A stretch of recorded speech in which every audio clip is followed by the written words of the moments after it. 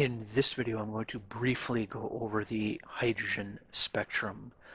And so in previous videos, we found this Bohr formula here. So this is the Bohr formula. And that gives us the energy that it would take to take an electron off of the hydrogen atom when the electron is in the ground state. And that energy ended up being this.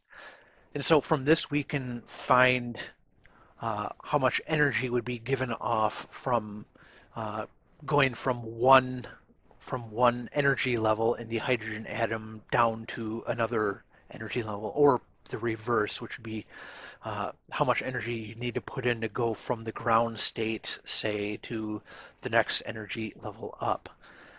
And so we have this right here. And so what we know from this is that all of this is equal to our minus 13.6 electron volts, because we just put this this 1 in here.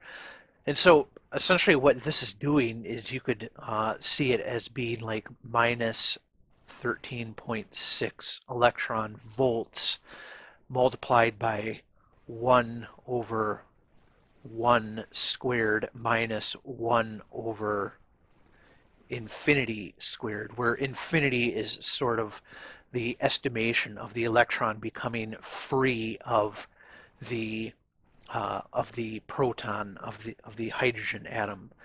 And so this right here is just going to go to 0, and so that's why we just end up with our minus 13.6 electron volts times this 1 over 1 squared, which is obviously just the minus 13.6 electron volts. But if we want to put other numbers in besides infinity for this, then we can look at it like this. So we have the energy, and we'll use this gamma here as our photon energy, and that will equal E.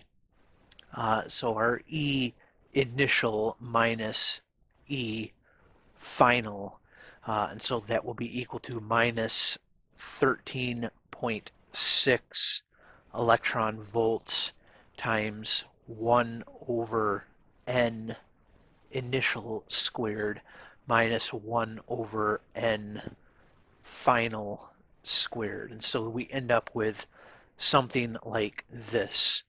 But now we know from the Planck formula that our E gamma is equal to h nu, where h is the Planck constant. That's not the reduced Planck constant. It's not the h bar. So h bar being equal to h over 2 pi. But right now we just have this this h right here times nu. And we also know that nu is equal to the speed of light c over lambda, which is the wavelength. And so from this we can say that well, we can put this in for the nu, and so what we end up with is hc over lambda, so that should be a lambda, is equal to our minus 13.6 electron volts, and then the 1 over ni squared minus 1 over nf squared. And so we have this, and what I'm going to do then, because we want to find the wavelength of the photon coming off here, so we'll divide both sides by hc so that we end up with 1 over lambda. And instead of the minus 13.6, I'm actually going to sort of put everything back into here. So we have our 1 over h C, and this should actually be, so we'll put a minus here because this is a minus 13.6, and we see we have the minus sign here, so I'll make that a minus, and then we have our 1 over hc, because this is what we just divided both sides by, and then we have our me, which is the mass of the electron, and then we have our 2 h bar squared, and then we have the 4 pi, then the permittivity of free space. I'll try to draw that a little bit nicer. The permittivity of free space, E squared. So this part right here you can see is the electron, electrostatic force potential here. And so that is what that actually is, and then squared. And so then we want to do a little bit of manipulation here. And so we can make this h into an h bar. So to do that, since this is in the denominator, we would have to have a 2 pi, and then the h here, c. But seeing as we are trying to turn this into an h bar, and we can't just kind of insert this in without doing something else, then what we will actually do is do this. So we will then just make that a 1 over, and then we will have a 2 pi h bar c, like that. And so from this, what we can do, because if we just multiply it by 2 pi over 2 pi, then it's essentially just multiplying by 1. And so we are allowed to do that. And so what we end up with is we have 1 over lambda equals, and I'm just going to kind of combine this together now. So we have m e over our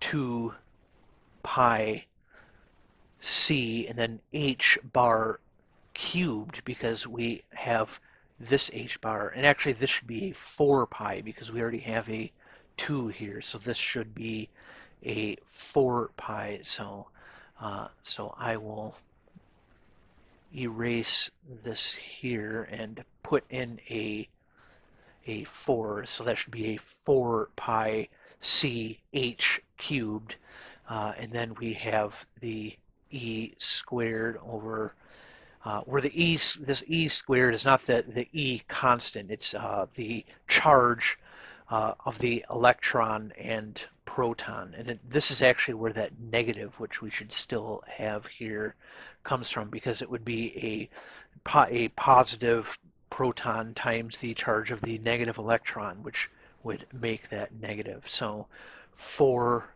pi, and then the permittivity of free space squared, and we would also still have our 1 over n initial squared minus 1 over n final squared.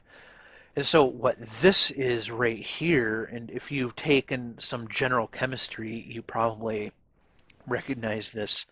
This is what is called the Rydberg Constant.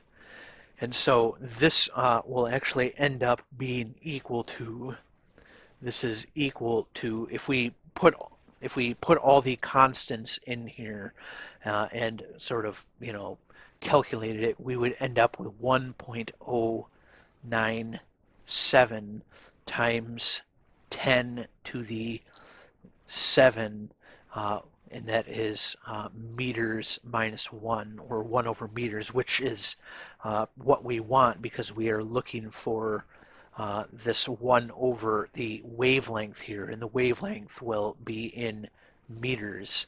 And so this is how we can actually calculate the wavelength of a photon that comes off of our electron through a transition from one state to another. And so, like I said, this is something, if you've taken like a general chemistry class, you've probably run into it before. And it's, that equation that's 1 over lambda is equal to our r. And that r is oftentimes written in kind of a fancy script.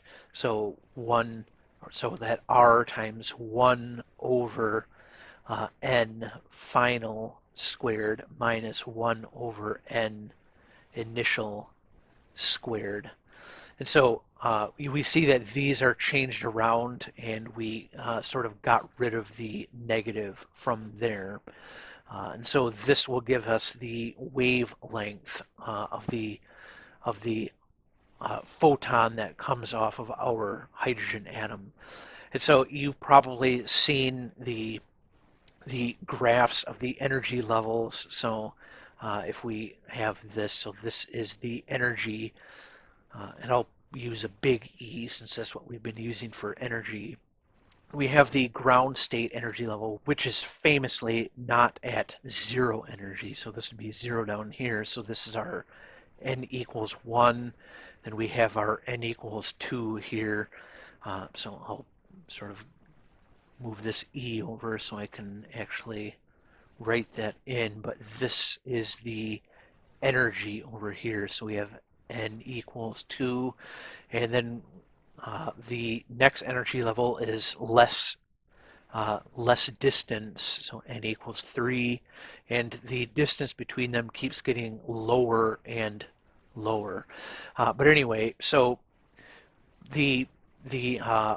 what we did up here when we put the n equals infinity in is we essentially, keep moving up, up, up, and put n equals infinity here, and that is an electron going from down here all the way to being completely ejected off of our atom here.